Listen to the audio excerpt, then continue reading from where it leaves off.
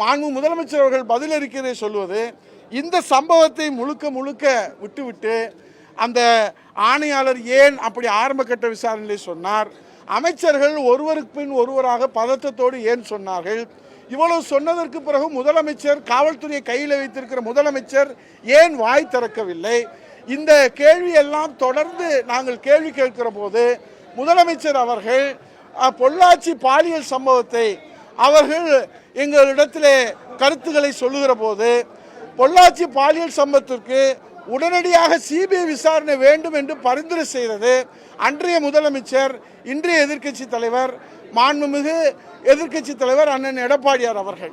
ஆகவே அந்த உண்மை தகவல்கள் எல்லாம் மறைத்துவிட்டு இந்த சம்பவத்தை நியாயப்படுத்துவதைப் போல ஒரு முதல்வரிடத்திலே கவனத்திலே கொண்டு சென்றால் பாதிக்கப்பட்ட மாணவிக்கு நீதி கிடைக்கும் என்கிற அடிப்படையிலே தான் கவன ஈர்ப்பு தீர்மானம் கொண்டு வரப்பட்டது. ஆனால் அவர் பொள்ளாச்சி சம்பவத்தை மேற்கோள் காட்டுவது இந்த சம்பவத்தை நியாயப்படுத்துவதைப் போலதான் அமைந்திருக்கிறது தவிர, ஆகவே அது குறித்து எங்களுக்கு உடன்பாடு இல்லை. பொய் தகவல்களை தெரிவிக்கிறார்கள். முதலமைச்சர் அவர்கள் பொய் தகவல்களை, உண்மைக்கு மாறான தகவல்களை அவையிலே பதிவு செய்யக்கூடாது என்பதற்காக நாங்கள் எதிர்ப்பு தெரிவித்துவிட்டு நாங்கள் வெளிநடப்பு செய்திருக்கிறோம்.